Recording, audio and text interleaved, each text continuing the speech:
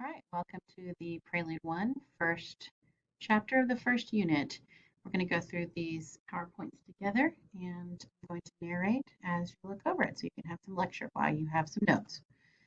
All right, so we are going to be covering in this unit 6 different time periods of music. We've got the Middle Ages, Renaissance, Baroque, Classical, Romantic, and the 20th century and beyond. Each of those is going to be broken down into units. So the first unit is an introductory unit, and then the second unit will begin with the Middle Ages, and so on and so forth.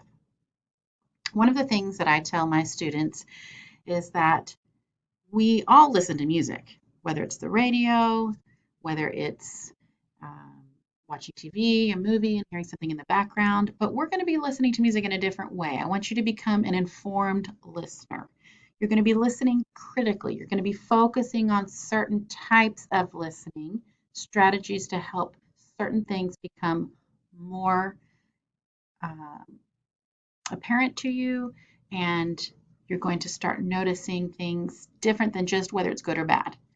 You're going to gain familiarity and understanding, and really, this is not going to do music justice because it is so important to listen to music in a live performance.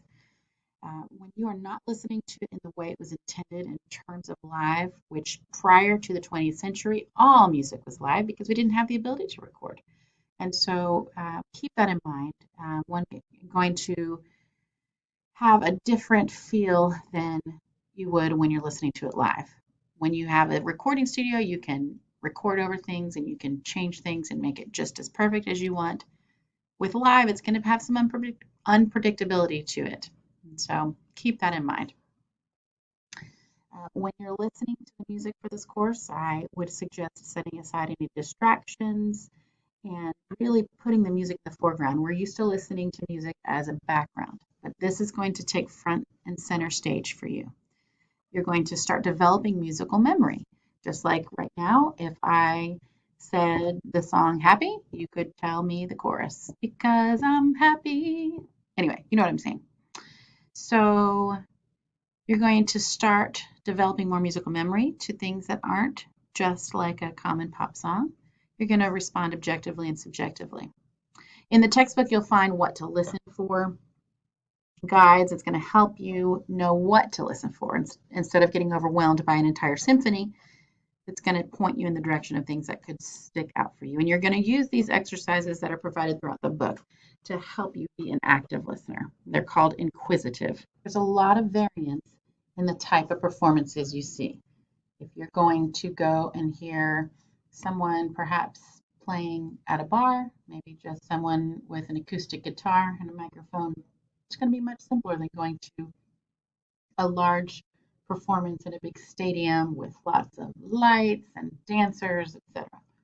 One of the things you're also going to notice is the beginning music is going to be much simpler. And then as time progresses, more instruments are added, more complexity is added. So you're also going to notice a change in the types of instruments that are used. Early music instruments sound much different than modern instruments. And also, the type of interpretation really matters when you're listening to music.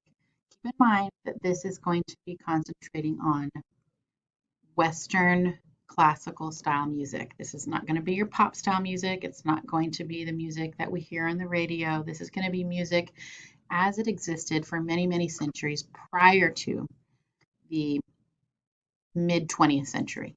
And so if you're wanting music that's just from the 20th century on, you're going to need to take a different class because that's not what this is. This is an introduction to music history, basically.